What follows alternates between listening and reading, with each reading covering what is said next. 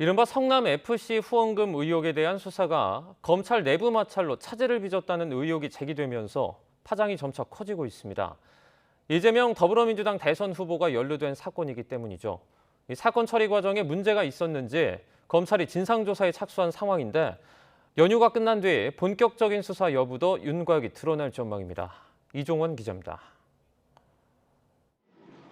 이재명 민주당 대선 후보가 연루된 성남FC 후원금 의혹은 지난 2018년 지방선거 과정에서 야권의 고발로 표면화됐습니다. 이 후보가 성남시장 재직 당시 성남FC 구단주로 있으면서 네이버와 두산 등 기업체들로부터 후원금 160억 원을 유치하는 대가로 건축 인허가 등 편의를 제공했다는 게 핵심 내용입니다.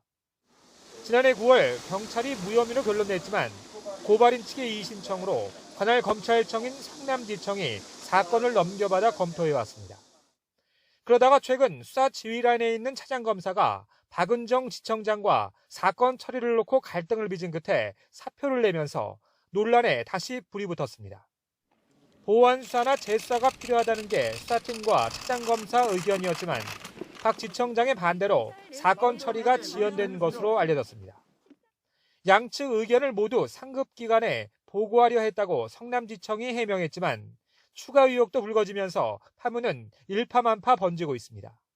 성남지청이 사건 검토 단계에서 성남FC와 관련한 자금 흐름을 파악하기 위해 대검에 금융정보분석원 FIU 자료 조회를 요청했지만 반려됐다는 게 대표적입니다. 논란이 커지자 김호수 총장이 직접 나서 사건 처리를 둘러싼 경위 파악을 지시했지만 김 총장 본인 역시 이번 논란에서 자유롭지 않은 상황입니다. FIU 자료 조회 요청을 반려하는 과정에서 김 총장이 박 지청장에게 직접 전화를 걸었다는 사실도 추가로 드러났기 때문입니다. 대검은 검경 수사권 조정에 따른 절차상 문제를 지적했다고 해명했습니다. 하지만 성남지청이 담당 수사부서를 축소하고 전결 체계도 바꿨다는 의혹까지 터져나오면서 경위 파악으로 시간 끌 문제가 아니라는 게 검찰 안팎의 분위기입니다.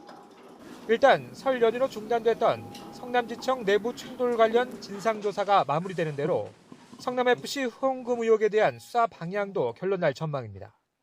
대선을 목전에 두고 사건 처리 과정에 잡음이 공개된 상황에서 검찰이 재차 무혐의로 결론 내기엔 부담이 크다는 게 대체적인 견해입니다.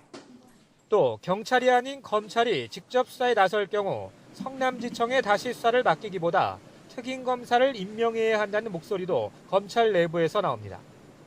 특임검사는 수사 과정에서 검찰총장의 지휘도 받지 않고 수사 결과만 보고하게 되는데 도입 여부에 대한 판단은 김호수 총장의 몫입니다. YTN 이종원입니다.